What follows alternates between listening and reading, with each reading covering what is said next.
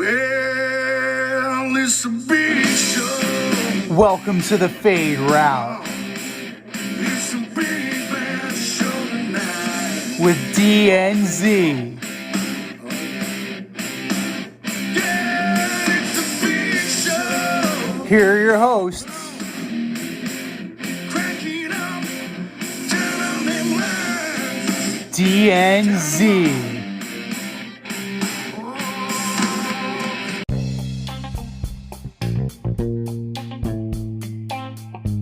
Welcome everybody to this week's episode of the Fade Route with DNZ. I am Z, and we got a great show for you. We are previewing the NBA Finals. The Rangers take out the Hurricanes and now host the Tampa Bay Lightning in the Eastern Conference Finals and the NHL. And we are ordering up our favorite all-time NHL hockey jerseys, hockey sweaters, to be more specific. But we start with the weekend that was in football. And what a weekend it was, especially if you were a fan of the UEFA Champions League. The game, the match for the entire marbles, the whole enchilada, the whole ball of wax with Real Madrid and Liverpool was delayed more than 30 minutes, citing security reasons. Now, being in the age of Twitter and social media, we're able to see these security reasons in real time. Somehow, the gates of Stadia Paris were locked, but only for Liverpool fans. Real Madrid fans had no problem getting in. And when these fans were trying to get in, security were macing them. And police came and fired tear gas. That stuff's supposed to happen inside the stadium, not outside the stadium. That's supposed to happen within the walls, not outside the gates. And UK Sports Minister Nigel Huddleston tweeted, "We're very concerned about the upsetting scenes around the Stade de France last night, meaning Saturday night, and shall be working with the appropriate authorities to find out what happened and why." And this significantly impacted the atmosphere of the match. You could tell that the Liverpool supporters were very muted compared to the Real Madrid supporters, and ultimately Real Madrid took it 1-0, and this is just a black eye on this event. If we recall correctly, this event, this UEFA Champions League final, was supposed to be in Russia. So this was moved from Russia to Paris because of the instability and the political nature of Russia at this moment. The political climate was not something that should be rewarded with an event as lucrative as the UEFA Champions League final. But for this to happen, it makes you wonder and calls into question what is going on, and whether or not it was just better off going on as is if this was the result in the new place, in the new stadium. And here he is. I've known this guy since our days on Carousel Shoes, flight crew through and through, the last QB in St. John's history. What's up, D? How's it going, man? Hey, yeah, it was definitely out of control. I mean, you got kids out there. You're tear gassing kids, and reports are it was just two officers that didn't follow protocol as far as shooting off the tear gas. That's bullshit. There was more than just two guys.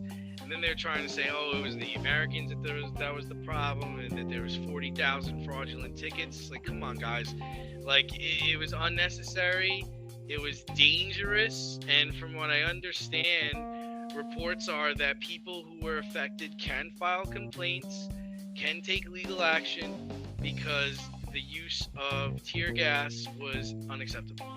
It absolutely was unacceptable. And, it just calls into question why the gates were closed. That's what I want to know. Like, that's my main question. I understand, okay, fraudulent tickets. Like, here, we go to an event, this has got a story. I got tickets for Rangers stars for my mother's birthday back in 2015. I got them off a secondary market. We have a nice dinner. We go to Madison Square Garden, go to scan them. Bogus. Already been scanned. We got scammed. So what do? Like, does the Madison Square Garden security team escalate the issue? We're already embarrassed. We're already angry. I remember my sister wanting to page the guy and beat the shit out of him. So, like, how do you de-escalate the situation to the point where you are not firing tear gas, you're not pepper spraying the people who are trying to get into your event who have legitimate tickets? And how are you, as a security force, making sure that you're getting this event off without a hitch? And there just seems to be a colossal blunder, and I don't know how UEFA rectifies this, to be honest with you. I mean, there are going to be lawsuits, and rightfully so. They're going to lose a lot. They are going to, damages are going to be awarded. And, the pocketbook, I don't know if this is going to change their practices and protocols, but something definitely needs to change, because you can't have an insecure event like this, especially now. You're going to go, the next big event is going to be the FIFA World Cup in Qatar. Like, what's going to happen in Qatar? Like, is this setting the stage for something potentially even worse? Because now, you're going to talk about an even bigger stage.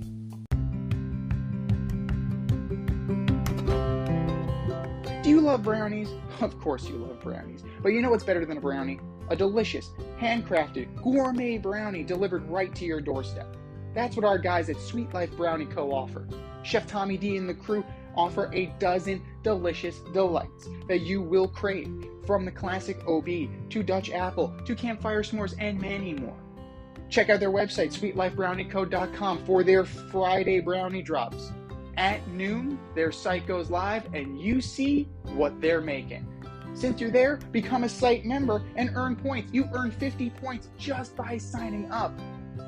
Make sure you follow on Instagram and Facebook too, at sweetlifebrownie_co, for the latest updates and their latest releases and creations. That's sweetlifebrownieco.com. Give them a call, 845-641-3043, and tell them D&Z sent you. That's sweetlifebrownieco.com, 845-641-3043. Sweet Life Brownie Co., because there's always room for a brownie. And so much to talk about today. Aside from that, we had a pair of Game 7s over the weekend. The Rangers blew out the Hurricanes 6-2, and the Celtics beat the Heat 100-96. Very rarely does the visiting team win a Game 7, and it happened twice over the weekend. Which win was more impressive to you, Z? Well, I'm going to have to go with the Rangers beating the Hurricanes on the road. The Rangers took it to a team that was undefeated at home in the playoffs. There's a marked home field advantage in Carolina, beyond the shady shit they were trying to do, trying to bar Ranger fans from buying tickets. Like, even beyond that, they were 7-0 at home. The Hurricanes play a clamped pressure defense. They play hard, they play smart, and the Rangers played harder, and the Rangers played smarter. They got deep, they were able to get out in space, and they were able to clamp down on the guys like Svechnikov, and they were able to neutralize players like Sebastian Aho, like Tony DeAngelo scored a goal, Vincent Trocheck held in check. So it was a good defensive effort. Igor Shesterkin shown huge, 2 goals on 39 shots, so 37 saves, a 9.49 save percentage. And overall, they just played a crisp game from top to bottom and got contributions from multiple lines. Like, that's the thing that we're going to have to see moving forward when they play the Tampa Bay Lightning. So we're definitely going to kind of preview that momentarily, but I'm going to have to go with the Rangers here because if we look at the Heat and the Celtics, it was from jump. At the end of the first quarter, it was 32-17 Boston. The Heat, just did not have it. Miles Strus didn't have it. Kyle Lowry didn't have it. Tyler Hero only played 7 minutes in the game. I think that's a definite, we like to, minimize his role a little bit. I mean, he is the 6th man of the year. So that definitely, he gives you some spark, a little bit of energy. But when he doesn't play, that's going to be a problem. And if you look at that, Oladipo played 33 minutes. That's a very short rotation. It was an 8-man rotation. That is definitely telling. And Jimmy Butler played all 48 minutes. You can't have that short of a rotation and expect to win in the grand scheme of things. Yeah, I agree with you. It was the Rangers. I mean, going into after that Game 7, the Hurricanes outscored their opponents 25-14 at home, and before Game 7, they outscored their opponents 23-8. I mean, they were just dominant at home. But it just became time. They weren't going to go through the whole playoffs without losing a home game. Carolina, like you said, was undefeated up until that point, and they made it extremely hard for people out of state to get tickets there, which is such bullshit. The fact that the NHL let that happen is just trash. But you know what? Karma's a bitch. They're gone. Whatever. If anybody from Carolina wants to come see some Ranger hockey, to see them take on the Lightning, MS3 doesn't discriminate. World's most famous arena. Anybody can come. As far as the Celtics win was impressive, but the Heat were hurt. Jimmy Butler was exhausted. The Celtics were rolling. Sure, the Rangers were the better team up until Game 7, but nobody had beaten Carolina at home, and the goal differential was outstanding. So yeah, I'm going with the Rangers as well. Absolutely, and it was a very evenly matched series. It was a defensive struggle. It's something that we definitely, we relished because that's what playoff hockey is. It's not really what we're seeing from Edmonton and Colorado, which was 8-6. That's a baseball score.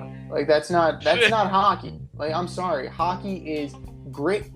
It's hitting, it's dumping, it's chasing. It's played in small spaces, and it's played physically. And I don't know.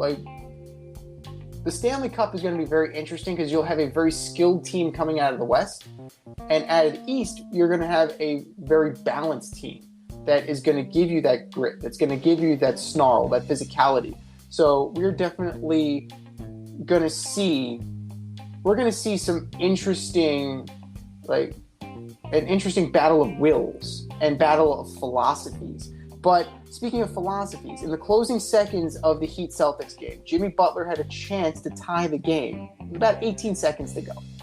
But instead, he elected to go for the lead and took an uncontested 3 on a fast break. Do you have any issues with Butler taking that shot? The last 3 teams to eliminate Jimmy Butler from the playoffs have won the NBA title. I mean, if you look at it from his eyes, he's this close to getting back there. I don't have a problem with it. I don't have a problem taking the 3 in that shot. He's the best player on their team. He was having an incredible 2-game stretch, and he was wide open. Horford was stepping back. He wasn't stepping up. He was giving him the shot. I mean, think about it this way. Would you be okay with LeBron taking that shot? Would you be okay with Paul Pierce taking that shot? Would you be okay with Steph Curry, Luka Doncic? Of course you would. So Jimmy Butler has to take that shot. And honestly, I think Jimmy was exhausted. I think he knew that they could not go into overtime and win the game. And they had the best chance of winning in regulation with him taking that 3. What do you think? I think that you're definitely, if you're wide open, you got to go for it. Because if it's completely uncontested, I mean, you have the best shot. You have the best chance to do it. Now, like you said, Jimmy Butler was exhausted. He played the full game. He played every minute of the game. So at that point, what is left of his legs? I don't know. Now, since he's uncontested, you're also killing time if you are slowing down and then running a set.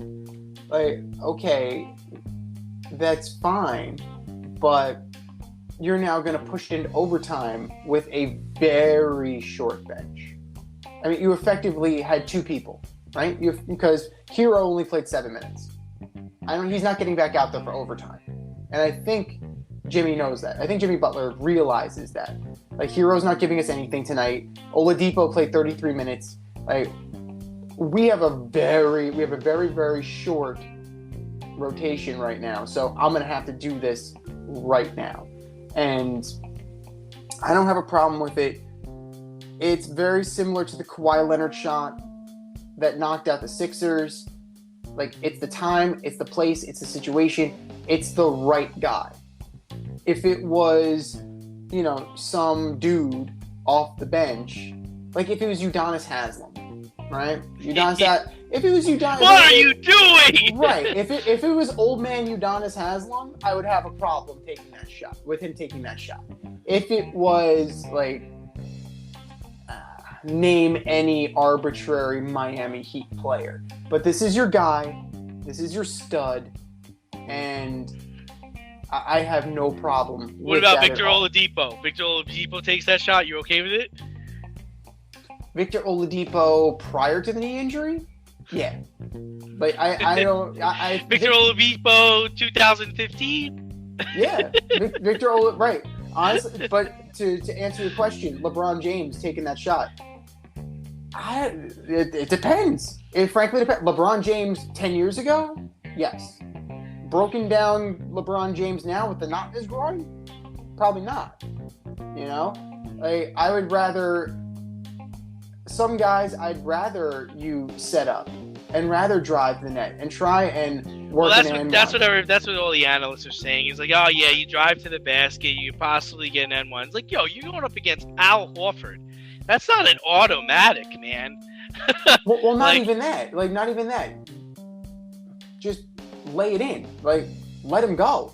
Like, but why would you try and stop him at that point? You're going to get the ball back. You're going to get the ball back. Yeah, that's true. So at that point, it's like when Ahmad Bradshaw fell on his ass when he scored a touchdown again in the Super Bowl against the Patriots. The Patriots weren't trying to stop him. Listen, they were trailing the whole game.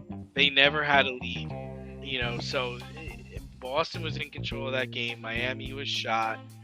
It was going to happen. The writing was on the wall. And you know what? Even if he hits that three, there's still enough time for Boston to come down, run a set play, and go ahead. So absolutely, nothing's in stone.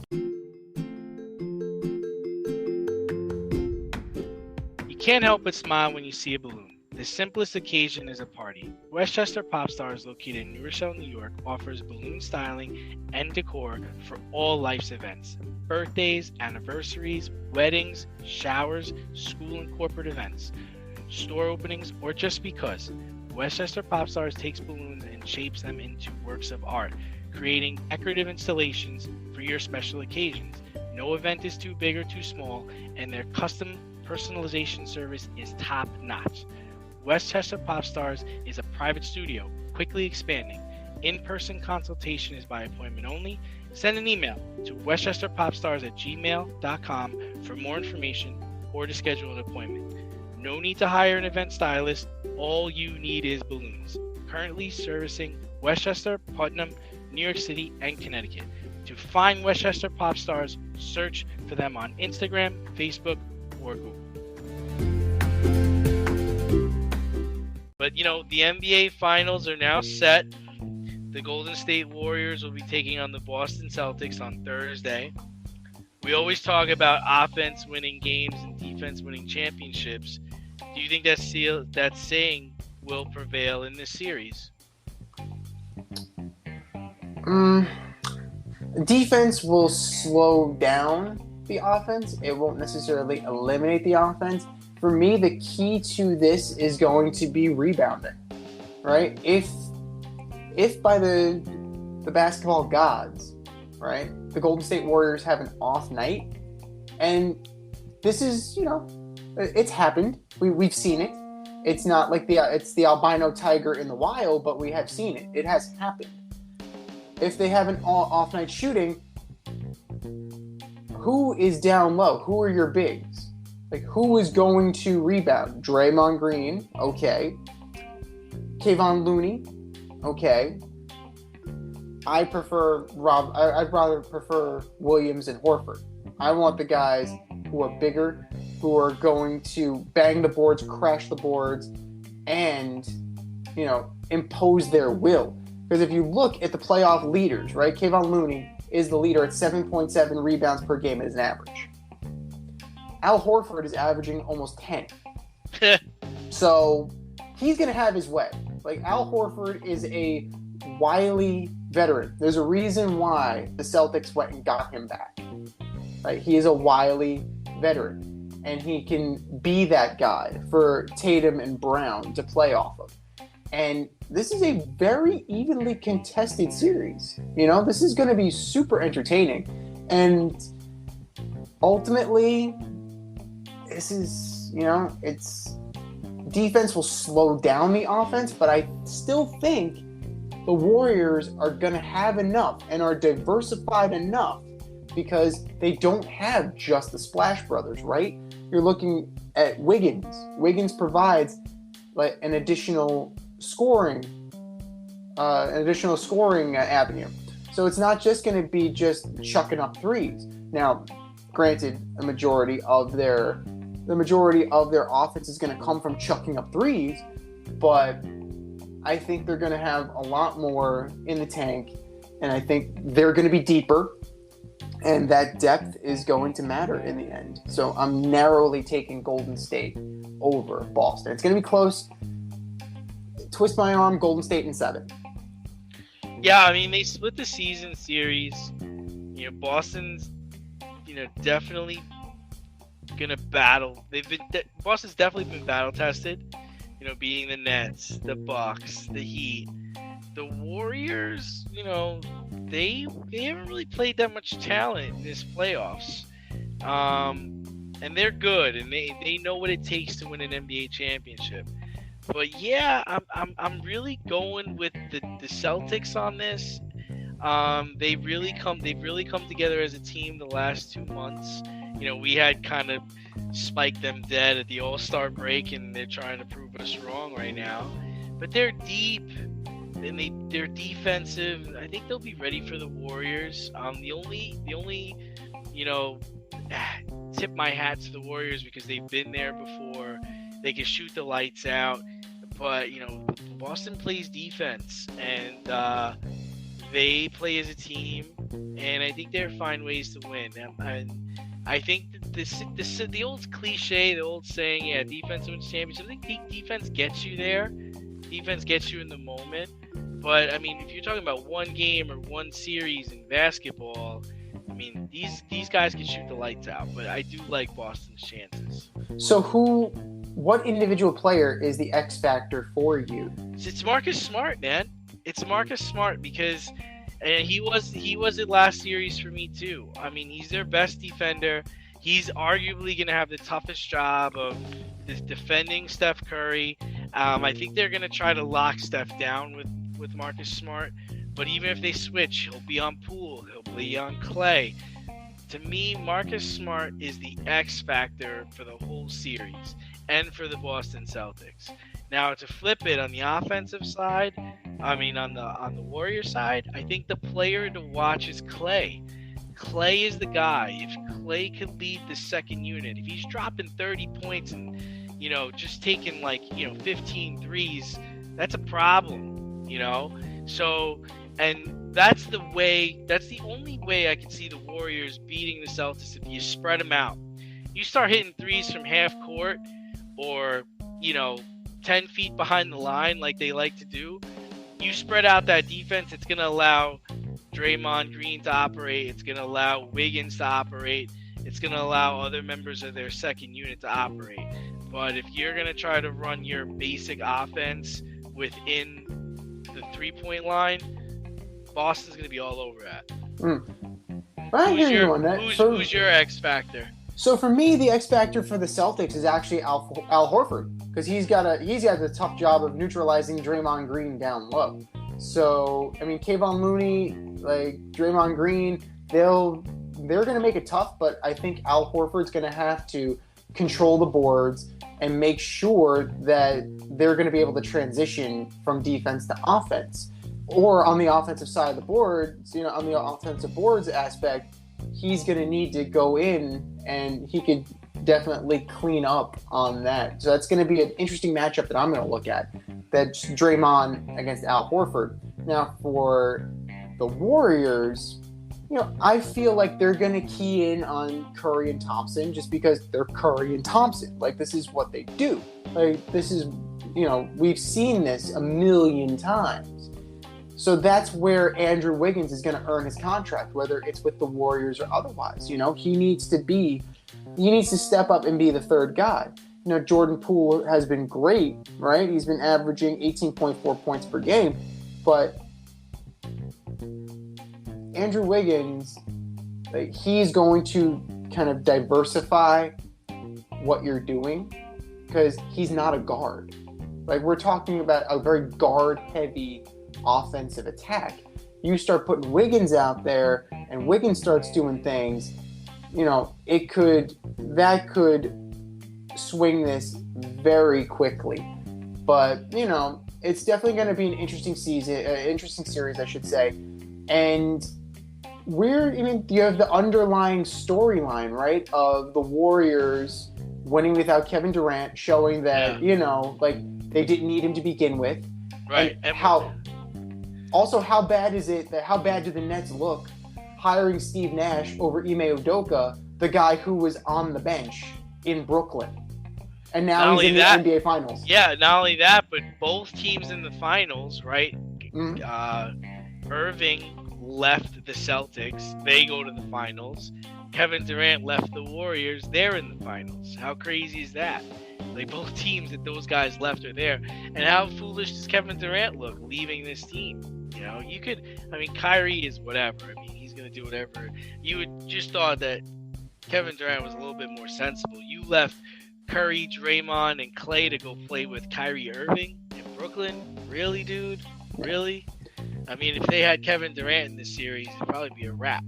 Totally. The problem is that, ego gets in the way, right? Like I said last week, that's sting in the back of your neck. But he has to. He had to leave because he has to prove that he could do it without them.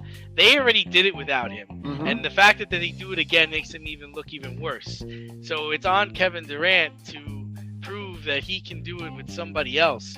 And I don't really know if that's going to happen. Either way, we win. Yeah. Either way, we win because neither one of us care for Mr. Irving or Mr. Durant. I don't care for Kyrie Irving. I think he's a really good player. Kevin Durant, I just thought better of him. I always thought he was just a step below LeBron, but I don't know. The way LeBron played everything out, it seemed to work well. We love youth sports. Not only do they get the kids out and active, but they teach the necessary skills of teamwork, sportsmanship, and fair play. One organization that we are proud to partner with is Ossining AYSO Soccer.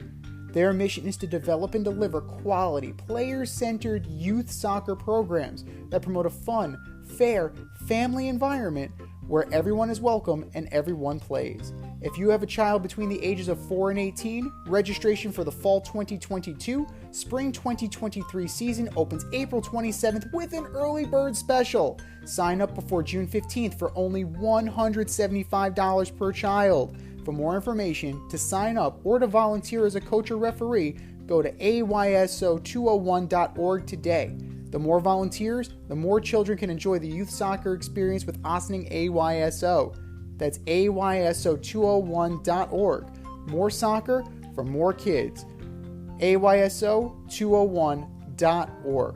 Visa and MasterCard payments only. we are set for the semifinals of the NHL. You have the Oilers taking on the Avs and the Rangers taking on the Tampa Bay Lightning. You have the star-studded Oilers with all their number ones. You have your Draisaitl. You have your McDavid going up against your Cale Makar and your Gabriel Landeskog and your Nathan McKinnon. Like, that is a star-studded matchup. In the Eastern Conference, you have the lunch pail grip of the New York Rangers, studded with a little bit of skill, going up against the two-time, back-to-back Stanley Cup champions, the Tampa Bay Lightning. Currently, the Rangers are up 4-2 on the Lightning in the second period with about 1:53 to go in the period. So, who you got? Basic question. Who you got? Yeah, so, we talked about it in the production meeting. I'm a Ranger fan. I want the Rangers to win. But to be the man, you got to beat the man. And, man, the Tampa Bay Lightning are good. I know they're down 4-2 right now. But they're good. Their goalie's good. I'm sticking with the Lightning on the Eastern Conference side. And in the West, I've been saying it all along that I thought the Avalanche were the most talented group. The Oilers are star-studded. They got their Draisaitl's and their McDavids.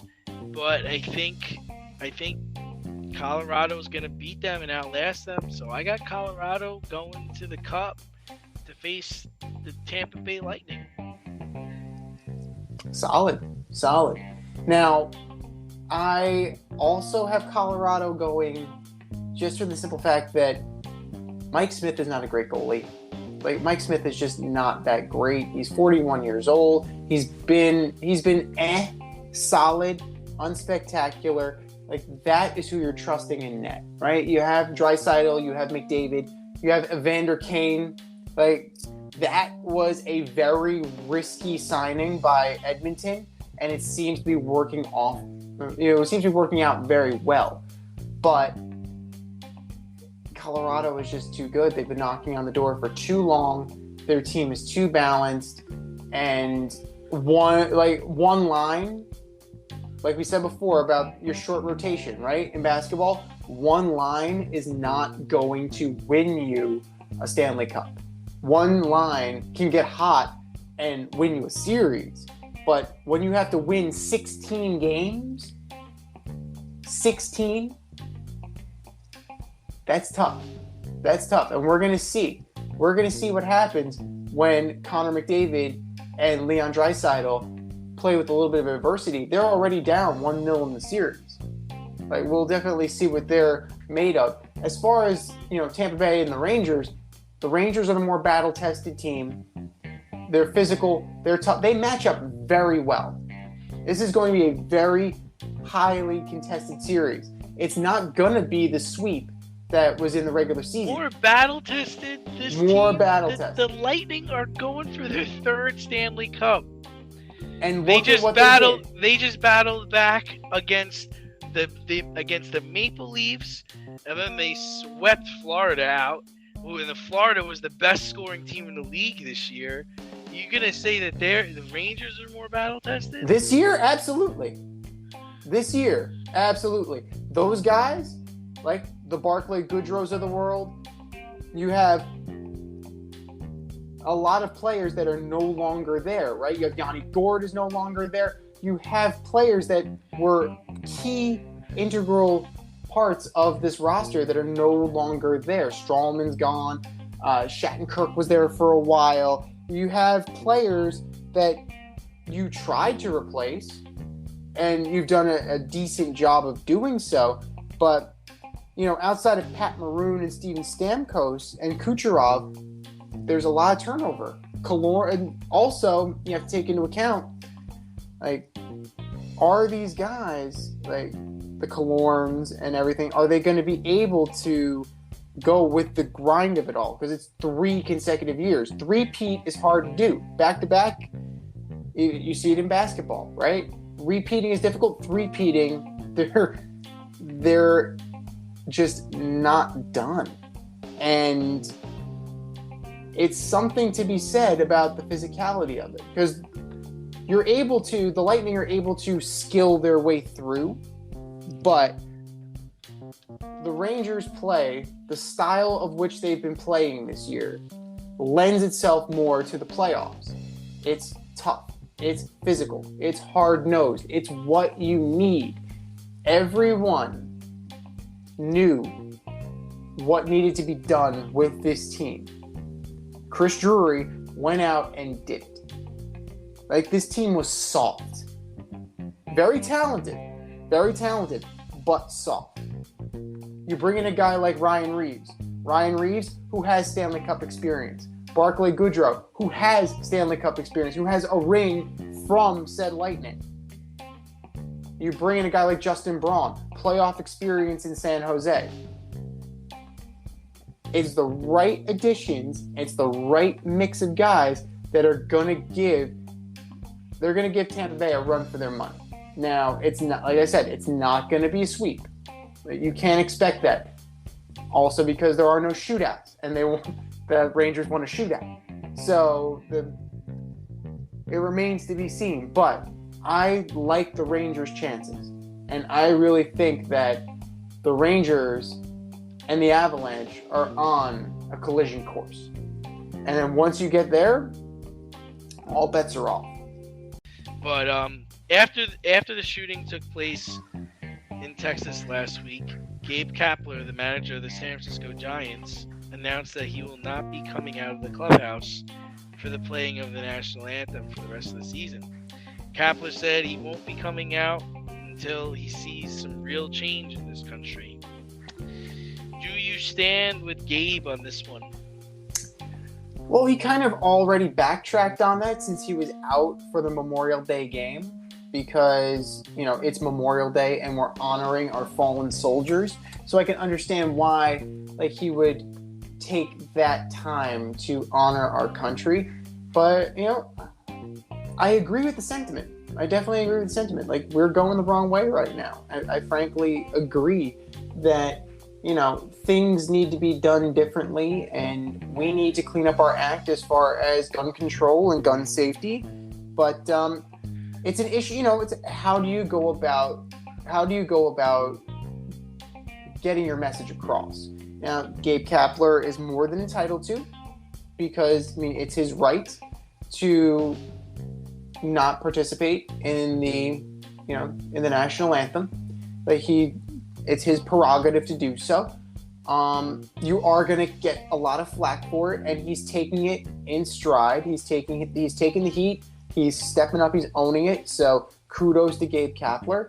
And we can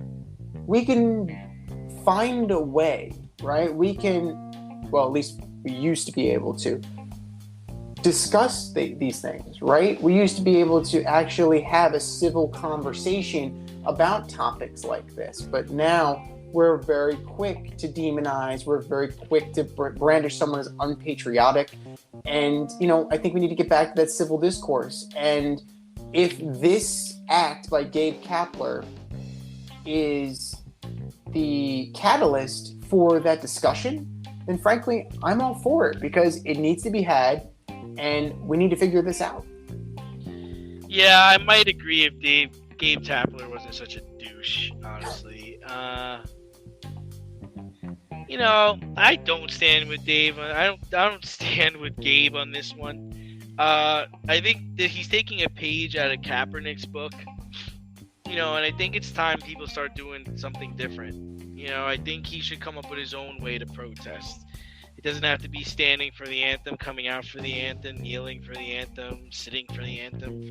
Forget about the anthem. We're on from that. Let's move on to something else. What else could you do? With Kaepernick, he knelt for the anthem, but he also gave back to the community. He was going to protests. He was doing things. He was very active in the community. So it's Gabe, okay, you're not going to come out for the anthem, but what are you going to do aside from that? You going to anti-gun rallies? You going to sell your guns? What's your plan? What else are you going to do? I hate to say it that way, but That's really what it comes down to. It's like, okay, that's something that it's been done before. We've been dealing with it for 4 or 5 years now. What else are you going to do? So I think he could do better, and I think he could come up with another way to show how he feels about the direction of this country. Because let's be real, guys. We're not changing. Nothing's changing. Kaepernick's going to be kneeling for the flag until he dies. Is Cape Capela going to stay in the clubhouse for the rest of his life? There's no changes imminent here. I don't know about that, but you know what? The players, his players, are standing with him. So he has a little bit of momentum on his side.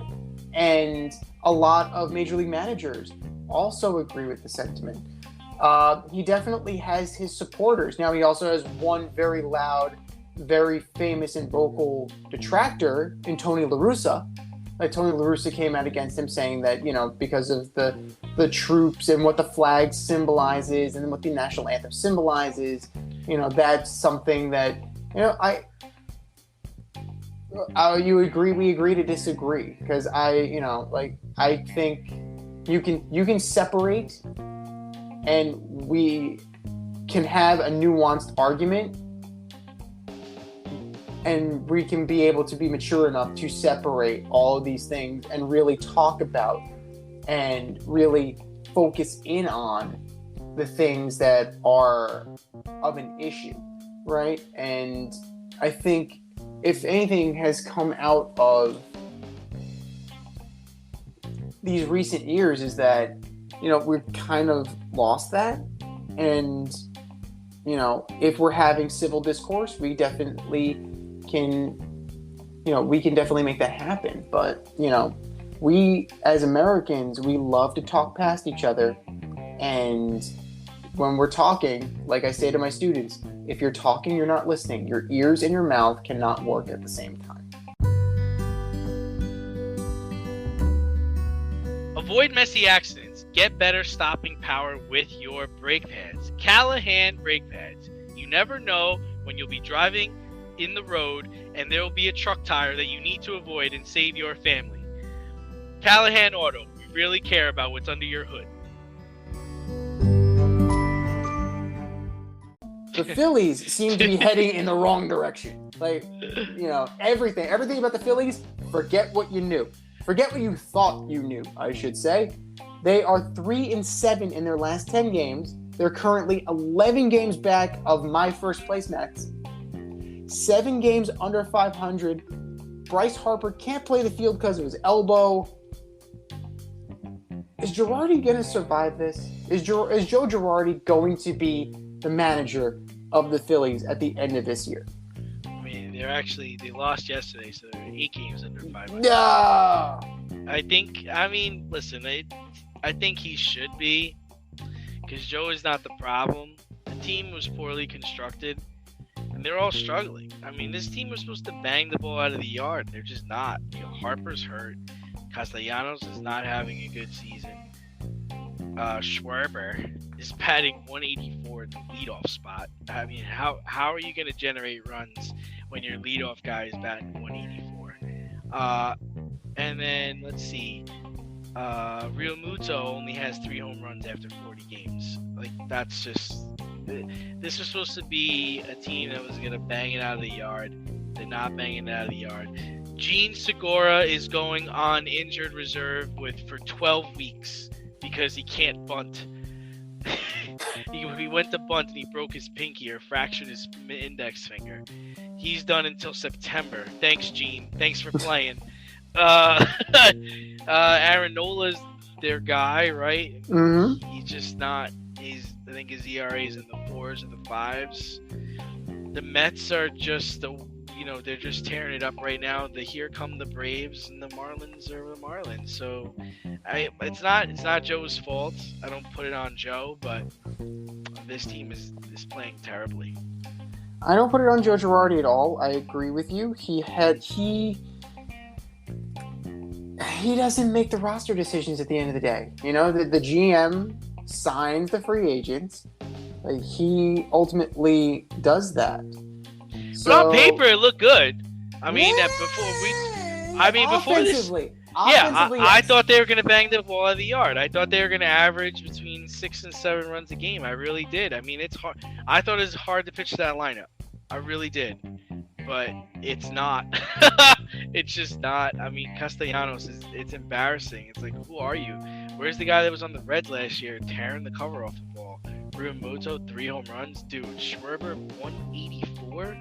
Come on, I could bat 184. Well, they are definitely, they were saddled with a lot of this from Matt Klentak. Now Sam Fold is the GM. So, there's something to be said about that. But we're going to go back to the names that you listed, right? You're looking at Rhys Hoskins. You didn't mention him, but he's a butcher. He's trash. He's a butcher. Nick Castellanos, better suited to be a DH, but Bryce Harper can't flex his arm. Like Odubel Herrera, nothing to write home about. Kyle Schwarber, a butcher. Like, you brought in players who are defensively challenged, and you wonder why you can't field the ball. That's just a flawed roster construction. Those 3 guys are redundant. Hoskins, Schwarber, and Castellanos are redundant type players. The only difference is that Schwarber's left-handed, and you're banking on the fact that you're going to win 11-10 because your big free agent bullpen signings, right? Because the bullpen was atrocious last year for the Phillies. So you brought in to back up the likes of the immortal Connor Brogdon, the immortal Sir Anthony Dominguez. You decided to bring in Corey Knebel. Okay, that's fine. He was with the Dodgers. He got his ring, but Corey Knebel hasn't been all-star level in several years. And then you went and signed former Mets, Jerry's Familia, who, if that sinker isn't working, forget it. Like, it's done. That ball is going to be out of the park. And then Brad Hand hasn't been good in 2 years. So you're on name only at that point. And it wasn't enough, and it wasn't the right players based off of last year in order to really bolster this team and make you think that they'll be able to withstand like this kind of offensive shellacking that you're going to be getting from these pitchers. I mean, if you look at the rotation, like Wheeler is proving to be the goods. Nola is solid, like nothing to write home about. Then you're looking at Kyle Gibson, Zach Eflin. They've run Nick Nelson out there a couple times. Ranger Suarez, Christopher Sanchez.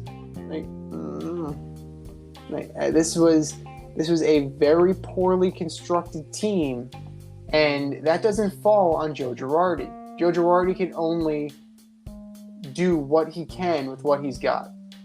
Bill Parcells once famously said, "You can't expect me to cook the meal without shopping for the groceries."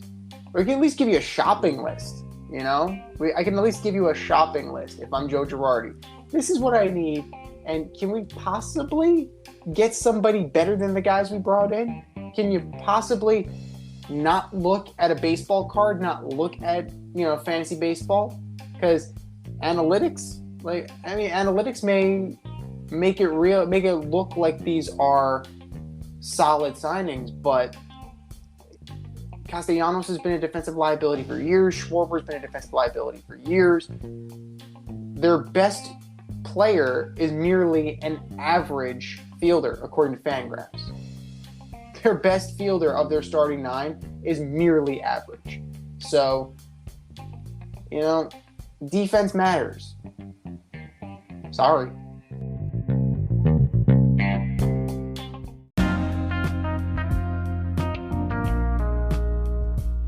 It's the In Route, where friends of the show get a special segment with us. Want to be part of the action? Want to be the newest member of the In Crowd? you know what to do.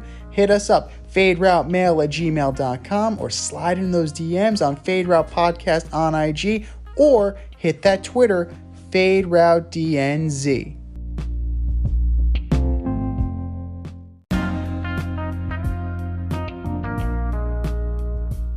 Joining us on the In Route today, we have former Spack and Kill head football coach Clinton D'Souza. Thanks for joining us today on the show.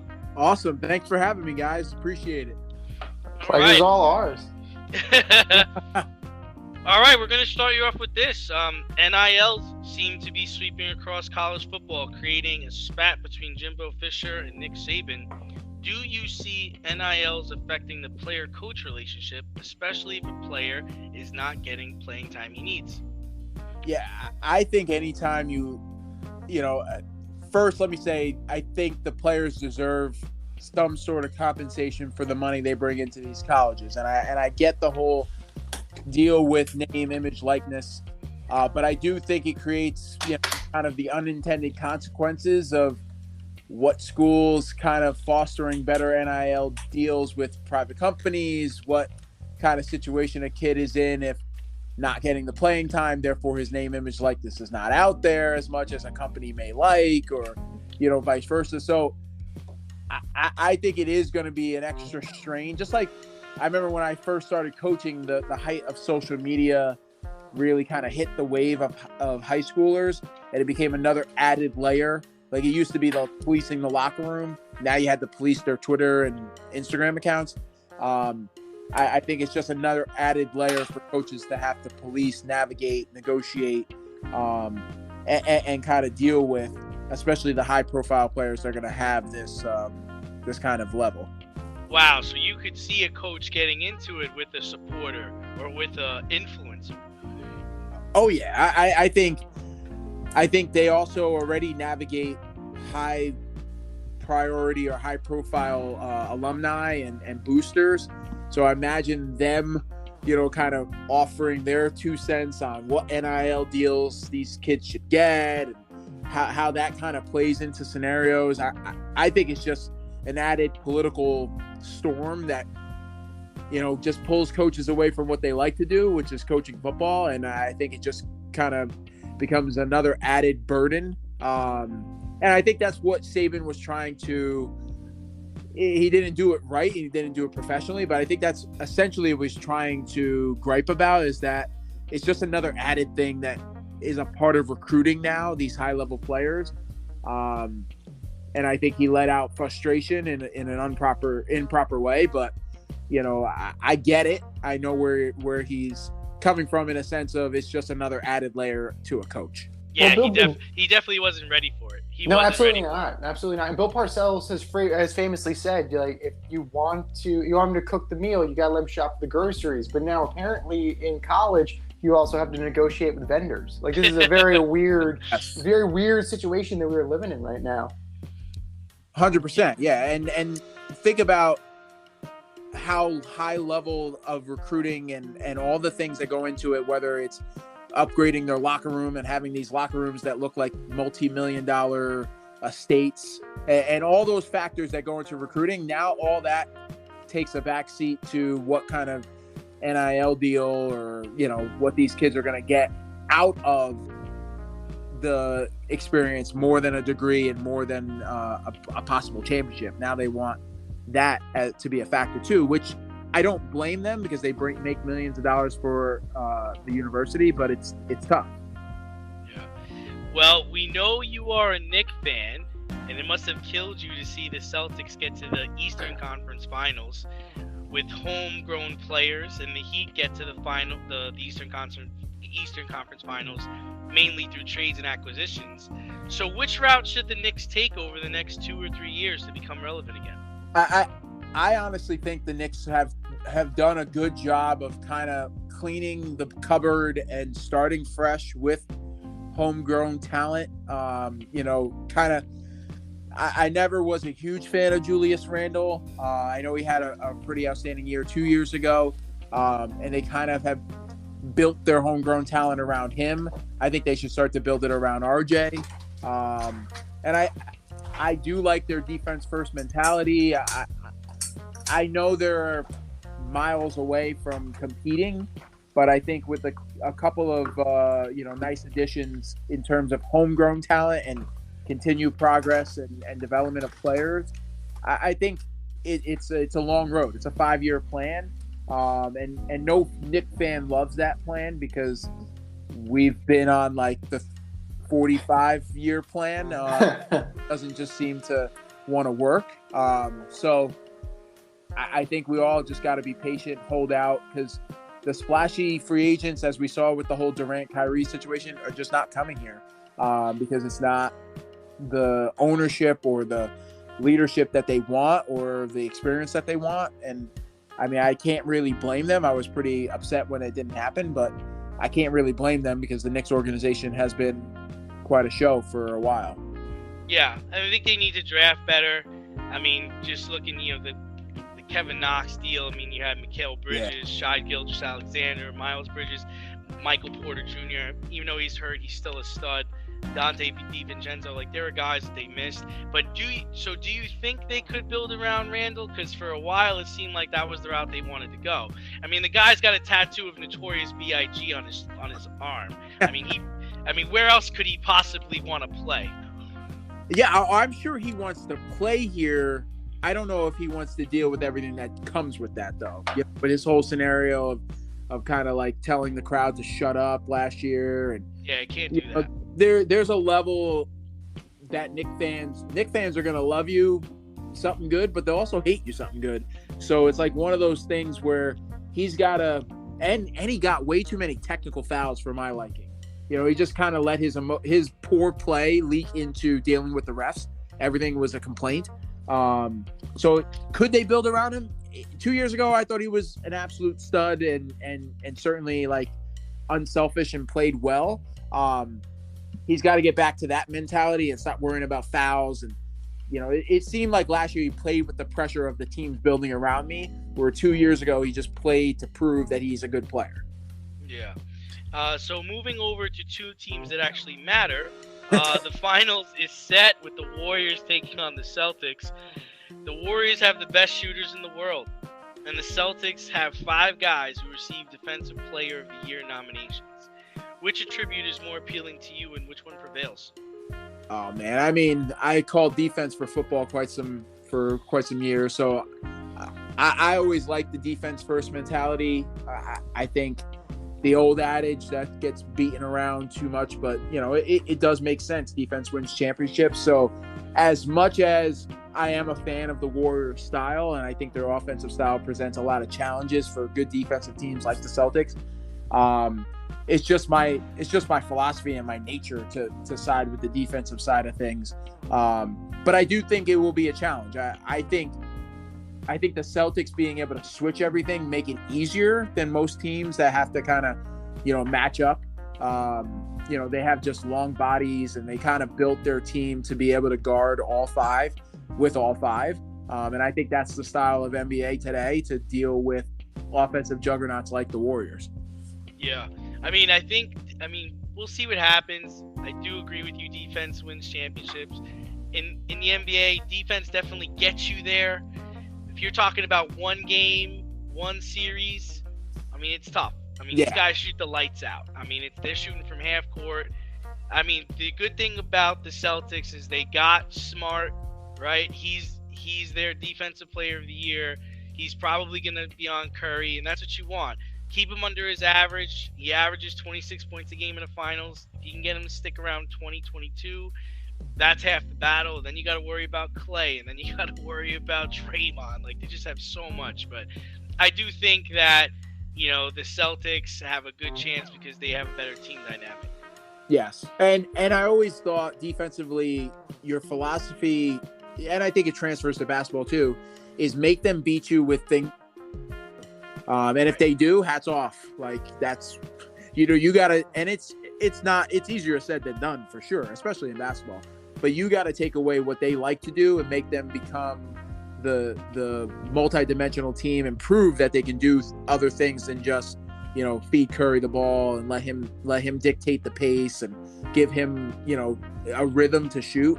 You got to really disrupt that. And if it requires you to kind of leave some people open or, play unsound at times, you almost got to live with it, because why would you get beat by the thing everyone knows you're going to get beat by?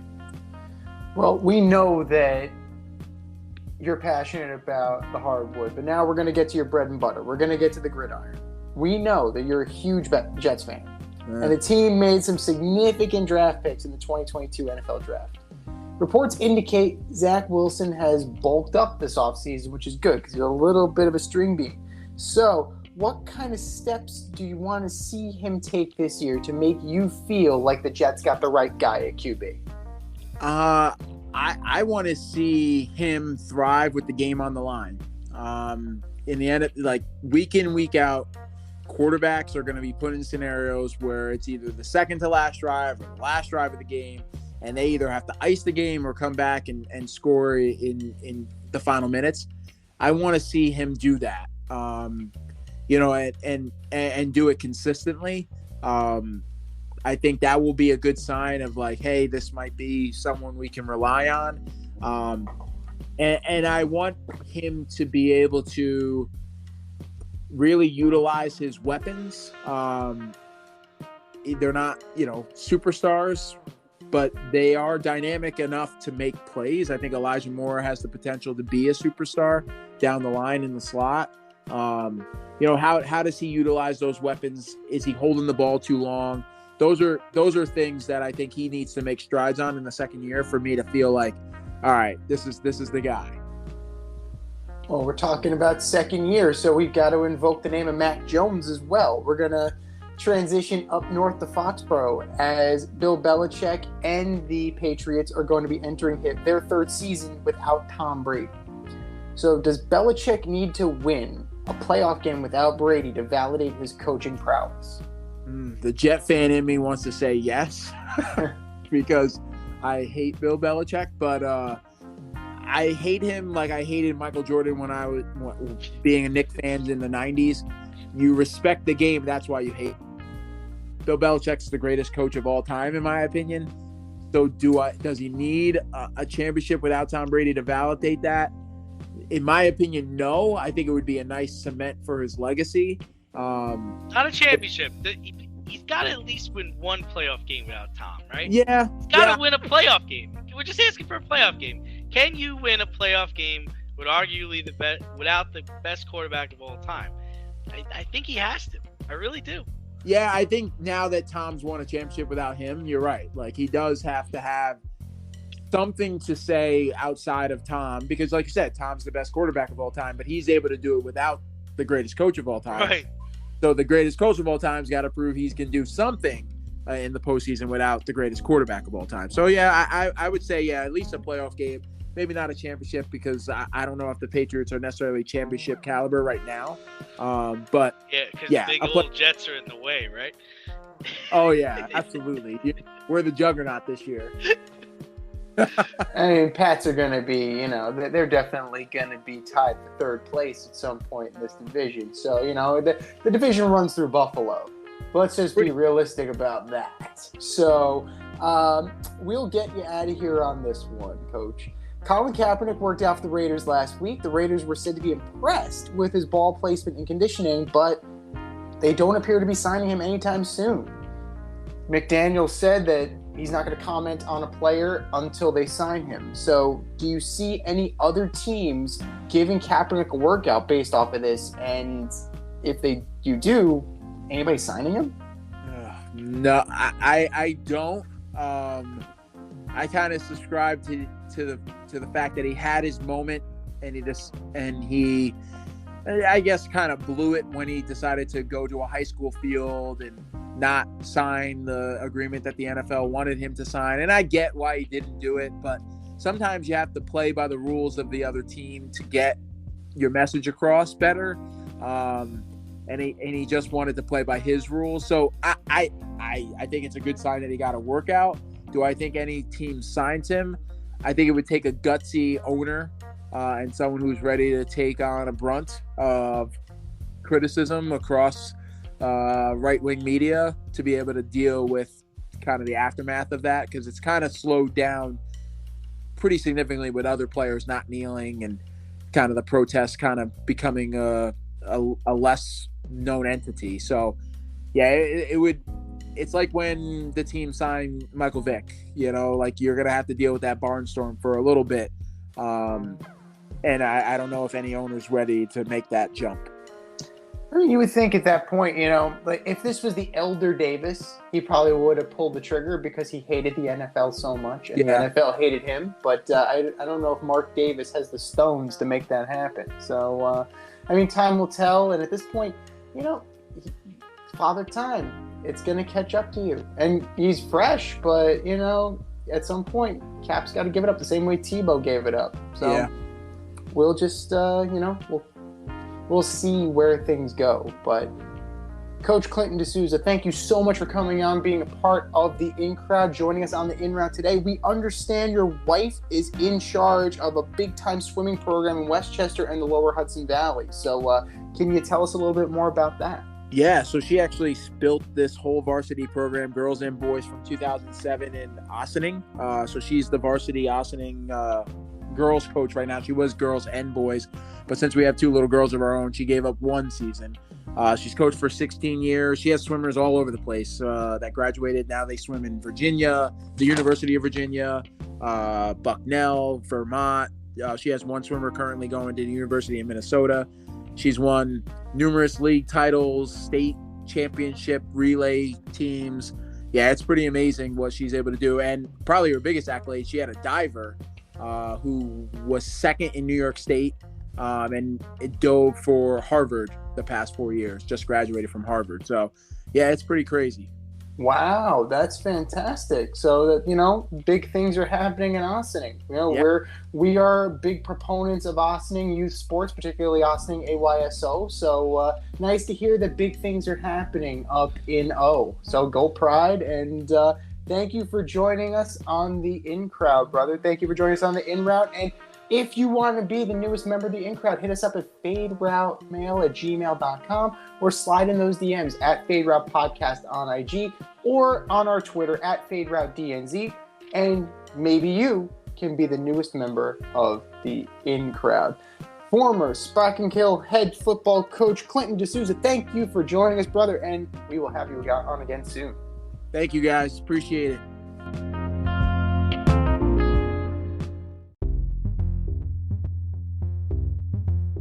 Are you in need of air care maintenance or service? I have the company for you. Air Care Technicians. They service the Westchester and Northern Bronx area and can help you with all your heating and cooling, maintenance, and service needs.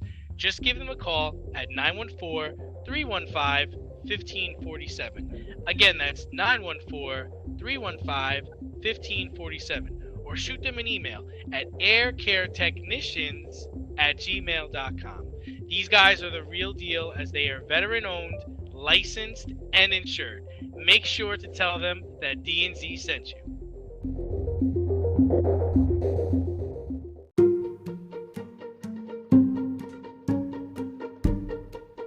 The Fade Store presents the Alleged Superstar of the Week Award.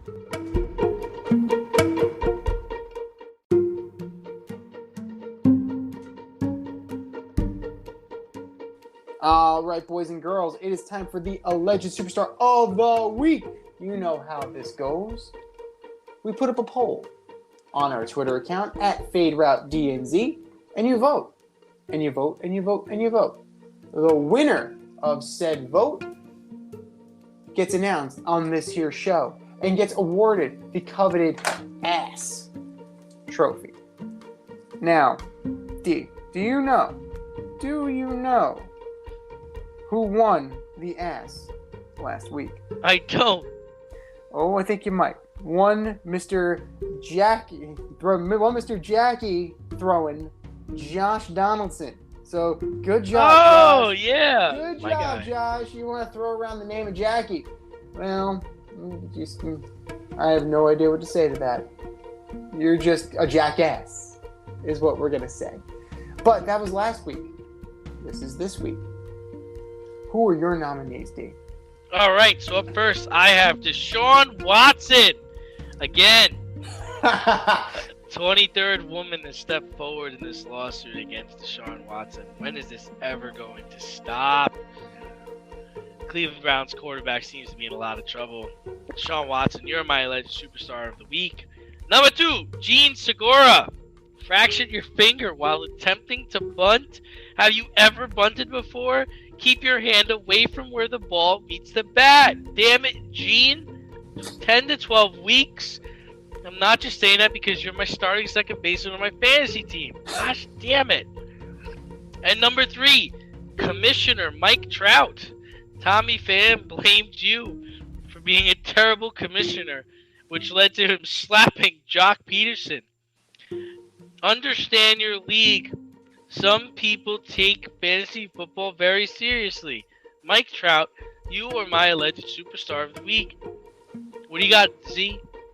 Well, I'm going to piggyback off of what you said with Mike Trout. I'm going to go with Tommy Pham.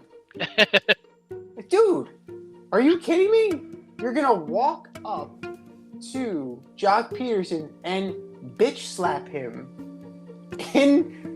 in public, right? With his teammates around him over something that happened months ago. And something that is ridiculous. An absolute ridiculous. You're going to slap him over an error on an ESPN fantasy football league. There were 2 separate designations. In one league, the player was on IR. In the other league, he was not on the IR. And that equals a slap? Like, Tommy Pham is just an ornery dude at this point. He wanted to fight Luke Voigt. He wanted to fight Joc Pederson. Like, I think Tommy Pham needs a hug.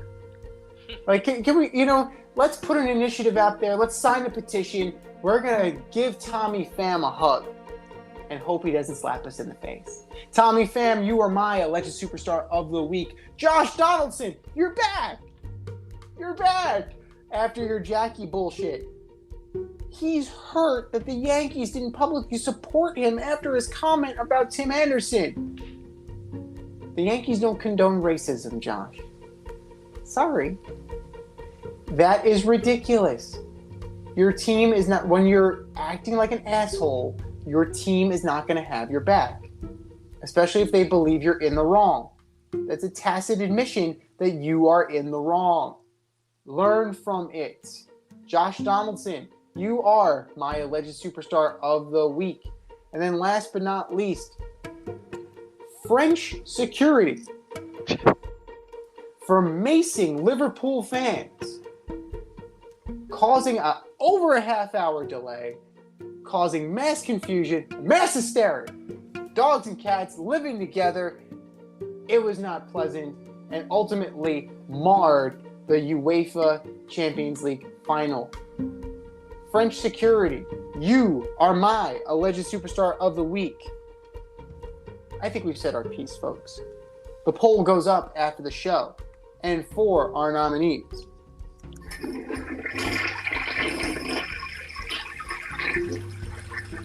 just do better, boys. Just do better.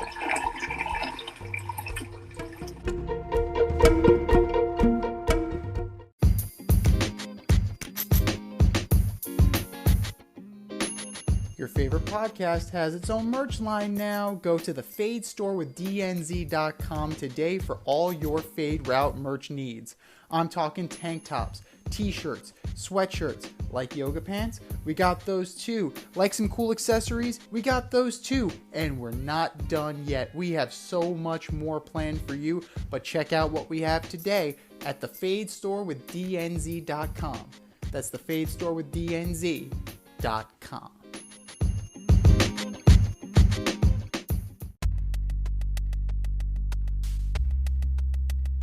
Order up!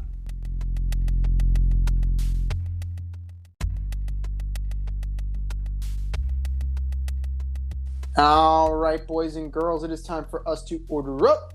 Order up, order up. This week, we are ordering up our 5 favorite hockey sweaters of all time. From 5 to 1. Who you got, D? All right. Number 5 might surprise you a bit, but I got the Penguins. Whether it's the home or the away jersey, it's just beautiful. I love the home one with the black and the yellow, and then the white one with the white and then the yellow on the sleeves and the black on the sleeves. Penguin holding the hockey stick. That's number 5 for me. And number 4, I got the Sharks, but it's got to be the away jersey. It's the white one. You got the shark on the front, chomping down on the hockey stick, weird triangle in the background. That's number 4 for me. Number 3, another one that might surprise you. I really like the Capitals jersey. It's got to be the white jersey. I like how it says the Capitals across the front, all white with the stars, and the stick is the T. Love me a Capitals jersey. That Ovechkin number 8. Number 2, surprise, surprise. I think it's the Tampa Bay Lightning jersey, but it's got to be the away jersey, the white one. It's got the lightning on the front. It's all white, blue stripes on the sleeves. Names and numbers in black with a white outline on the numbers. Nice jersey. And number 1, probably your number 1, New York Rangers jersey, but it's got to be the away jersey. It's red, white, and blue, well represented. You got the Rangers diagonal across the front, and the letters in blue with the red outline. What do you got, Z? All fantastic choices. I'm just going to throw that out there. All wonderful, fantastic choices. Now, I'm going with some retros. I'm going with some favorites of teams that are no longer with us. Some that have been rechristened from other locales. I'm going to start with the Hartford Whalers. 1991-92. Come on, that green, white, and blue with HW on the inside, but it looks like a whale. That's just nostalgia, baby. That's just straight up nostalgia. Gordie Howe was in a similar jersey. Pat Verbeek was in that jersey. You know, Hartford was at one point a hockey town, as quietly as it's kept. And people are still clamoring for the Whalers to go back. And so much so that the Hurricanes acknowledge this, and they actually wear Hartford Whaler uniforms. They wear Hartford Whaler sweaters some nights. So kudos to the Hurricanes. Good job for you. Good job by you. Number 4, Quebec Nordiques. Retro again. Specifically, 1980 to 1989. The beautiful pale blue, the Quebec blue, with the white trim and the fleur-de-lis on there. Can't top it. You know, whether it's the home or the road. Either way, you're going to get a fun, quality jersey. Number 3, a little underrated. I don't know if anybody's going to agree with me, but it's my podcast. I don't care.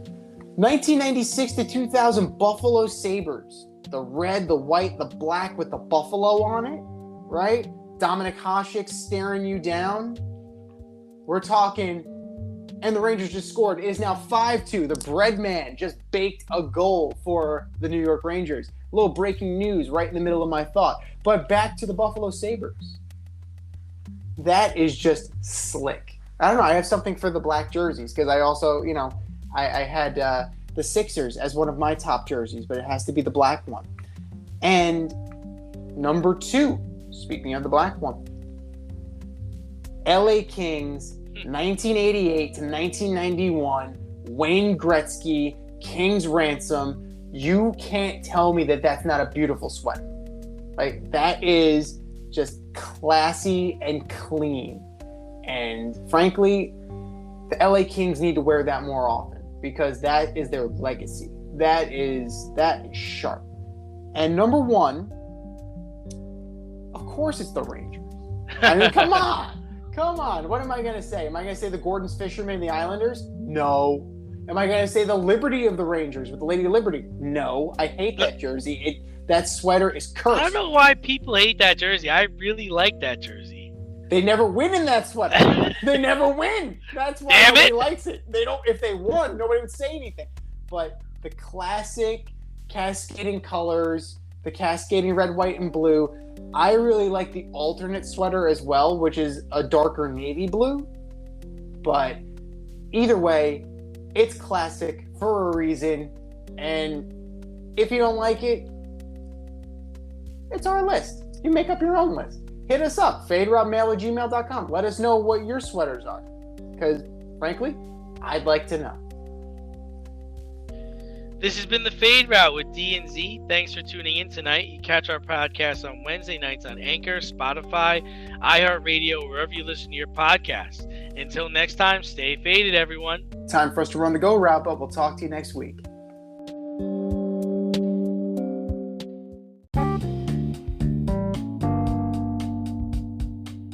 Want to get on the action? We want to hear from you. Hit us up, faderoutemail@gmail.com. Slide in our DMs on IG @FadeRoutePodcast. Drop us a DM on Twitter @FadeRouteDNZ.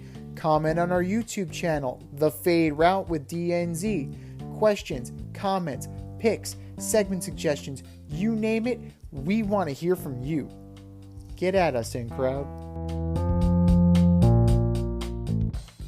Thanks for listening to this episode of our podcast. If you like what you heard and want to hear more, be sure to like and subscribe on your favorite podcast platform. Rate us 5 stars, leave us a review, turn on subscription notifications, and tell your friends. Spread the word, spread it wide.